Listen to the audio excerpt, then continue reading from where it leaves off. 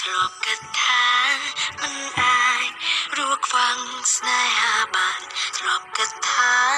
មិនអាចរស់នៅម្នាក់ឯងធ្លាប់គិតថាមានតែស្នេហាជាជីវិតធ្លាប់គិតថាស្នេហាមានតម្លៃ